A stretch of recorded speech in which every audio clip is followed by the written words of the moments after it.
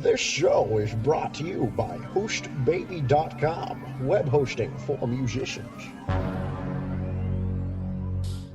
Paid advertising online. Is it a smart thing for indie musicians to do? That is the topic of episode 46 of Music Marketing Monday. Inspired minds want to know. Or maybe it's inquiring minds. Well, music marketing minds want to know. Let's do it. Information, inspiration, motivation for the modern musicpreneur. Time to start your week right. Here it comes, Music Marketing Monday, with your host, Bob Baker, Mr. Buzz Factor, and Billy Gryzak. The Music Marketing Mind. Ready? Are you sure? Set. Here it comes. Swing, baby. Like that little bit of improvisation, I discovered a tie-in to your I do. to your Facebook. I like that. You're branding me, Bob. It's awesome. That was not intentional. That was my improv experience coming in. It's inspiring. Wait, no, it's inquiring. Wait, minds. Well, plus it says right in front of me, the Music Marketing Mind, and that helps too. So, I'm not even going to edit that out because that was funny. So check it out, man. I am the Music Marketing Mind, the great and powerful Billy Gryzak, and the dude over there that decided to brand me in our intro is Bob Baker. I am your spur-of-the-moment improvisational announcer. That's right, man. Wow, that is so cool. Hey, man, here we are doing we're actually going back in time, way back in the Wayback Machine with Sherman and Peabody and whatnot. I did not see that movie, by the way. Did you? I did not see that. No. Yeah, I have no desire to see it. I like my Sherman and Peabody movies flat in 2D, not 3D. So anyway, getting back to the point here, this is Music Marketing Monday, and we're binge recording because I'm going to be on tour in Wyoming during the typical days we record these. And Bob, where are you going to be? I'm actually taking a little 3-week road trip to Florida. Wow. So hopefully when as you're listening to this, the week it's published, I'll be in sunny Naples, Florida, the Fort Myers area, hanging out there for a little bit, and it's gonna be fun. It's a great time to head south. Yeah, thanks for reminding me as I go to Wyoming. I have to drive through like the icebergs that have drifted off the Pacific Ocean all the way to the middle of the country. Yeah, that'd be great. I didn't know they had icebergs in Wyoming. But take pictures, please. Post them. So anyway, man, here we are with another listener, follower inspired program, and today, now I know I'm going to totally butcher this guy's name, but we have a very extremely interesting person that's a member of our Facebook group, Music Marketing Mind, and his name is Morlock. Morlock von Grimorog. That sounds pretty good. I bet you that's close. Yeah, and for those of you that are familiar with like the old gothic, I don't know how exactly, dark shock rock, operatic metal, like King Diamond kind of music. He's kind of a King Diamond disciple. Phenomenal singer, man, and a really good-looking guy. So if you get a chance to check out his what he does, it's very interesting. But he posted a question here, and he wants to know, is it worth advertising on the web, considering how many people use ad block? Specifically, he wants to know our thoughts on Facebook and YouTube. So, Morlock, we're going to give it our best shot here. And, so first of all, let's just go back and do a little bit of web advertising or paid advertising, like 101, Bob. You want to kick off a little 101 so we're on the same page? I mean, yeah, admittedly, advertising is not something that I have dealt with a lot because I'm all about like using creativity and kind of using, low cost and no cost methods of promotion. I think you're kind of in the same boat there. But my memory of the web, and, I've been on it since the mid 50s. No, I'm just kidding. The mid 90s. I was actually invented Al Gore, who then invented the internet. And I invented you, Yeah, and you invented Al Gore, who invented the internet. So we're all cyborgs yes, anyway. This is true. Oh, by the way, if anybody out there on the web knows Sarah Connor's email address or physical address, would you send that to me, please? Interesting. People search here. No, I mean Sarah Connor. Remember Sarah Connor? Oh no, what is that from? Oh, Bob, I'm so disappointed. You just said we're cyborgs. Well, I'm a Terminator sent back to get Sarah Connor. All I know about that movie is I'll be back. I don't think I even never saw the movie. Are you serious? I'm serious. I know I'm totally not earning my geek stripes. Oh, here. dude, man! Like all everybody's like hitting unsubscribe now, man. No, not at all. Anyway, moving on. Yes, we are cyborgs. Yes. Go on. So, to my knowledge, the first major player in the advertising space was Google when they came out with their it's AdWords, yeah. Although I remember, in the early days of the web, there were banner ads, which I guess are still in existence. But early on websites, you had these banner ads, and some of them would be blinking, but people quickly learned to tune them out as they do these days. But then Google came along and had all this traffic and all these people using it for search, and they had all this data on what people were looking for, and so they started serving up. They were the first major player in the mini advertising, where you were literally paying a dime or a quarter or whatever per pennies pennies per click. And so they were the first major player, and actually I posted some ads and a couple of pages because you can actually post them on your website, and they have these incentives where people who run the Google ads on your website can make a little bit of a commission on the money that they make, And I remember when I first got into it, I actually did make like $300 to $500 a month, and then that quickly tapered off to where it's not nearly as lucrative. This is from there's people that can make money with Google ads, but we're talking about investing your money to get to exposure here. But I just thought I would throw that in. Right. And then it evolved, and then of course Facebook jumped into the game, and then even Twitter has jumped into the game, and so YouTube. YouTube. I mean, there are lots and lots of paid advertising opportunities on the internet. So before we move on, I would like to say this. I'll give you my stance, and we could just make this a really short show with this right here.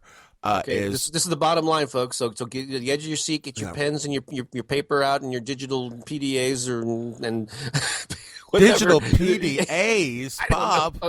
How old old are you, man? Gosh. So here it is. This is the bottom line on this whole episode. If you're only going to listen to 2 seconds or 5 seconds, this is what Billy's about to say. Drum roll, please, sir. Take it away. Thank you. This is the first thing I tell all clients: only use your own money as a last resort. Period. That is my. As soon as I say, how can you help me? Well, I'll tell you right now, I'm going to give you my best advice. Only use your own money as a last resort. Whenever I approach any project, I try to find out every no-cost. First, I start with zero money. No-cost way of driving traffic. And then I start with low-cost and partnerships and all these things. And quite frankly, it was all inspired by this book I read once called Guerrilla Music Marketing. Brilliant book. And I I still to this day the amount of money that I've spent on any type of advertising, not counting things like business cards or web hosting, because those are just some things you kind of sort of need to purchase. But I'm talking about television ads, radio ads, internet ads, blah blah blah. If I've spent $100 or $200 in the last 20 years, I would be amazed. You know what I mean? My outlay of advertising has been it's been minuscule as well. I've toyed with things, but I never really got a big enough bang for my buck to warrant a whole lot of more investment into it. I know there's a whole science to it. I mean, people, and in fact, there have been musicians that have told me they've run Facebook ads that have been profitable for them, but it's a whole thing. You have to really do research and experiment and really key in. Now, the cool thing, I remember when we before we started recording this, I said I'm not going to have a whole lot to say about advertising. because I don't have a lot of direct experience with it. However, one cool thing about this sort of mini advertising thing, unlike so in the past, the pre-internet days, and maybe even the early internet days, you were doing basically you would be paying for exposure on a website or in a magazine, but it would be a shotgun approach to where you'd be exposed to everyone who visits the website, you'd be exposed to everyone who reads the magazine or listens to the radio station. The cool thing about this sort of new era of advertising is that you can totally niche it. Like on Facebook, you can go there and say, only display my ad to people who are in this age range or live in this area. You can get as detailed as possible, or they've indicated that they like such and such a band or such and such a genre. So it is really niche targeted advertising at its best, and you can only do that in the digital world. Right, and the truth. Well, I disagree with that, Bob, a little bit, and let me tell you why I do. I mean, and I'm talking very little. I'm being very nitpicky here, but there are such things like trade newspapers and publications that are geared to a very specific group that in the past you could buy ads in those publications, and just because of the nature of the publication, let's say it was the Guitar Player magazine, and you have this new kind of guitar string that's revolutionary, you wouldn't put it in the Wall Street Journal, but you would put it in Guitar Player. That was like the equivalent of Facebook targeted advertising. However, I would say that but you still, even though you were targeting guitar players, among the readers of Guitar Player magazine, you've got what do you call reggae players, you've got heavy metal players, you got so with Facebook you could actually say only show this to people that are the shred metal. Or whatever they're calling it, or whatever Morlock plays, Exactly, yeah, and even you're right, or even just in Washington, Washington D.C., right. female metal guitar players of Asian descent. You know what I mean? Exactly, you can get that target. So I guess you are right. And when I said maybe I've spent $100, the only money I've actually have spent was a short little exercise of Google AdWords, which was a disaster.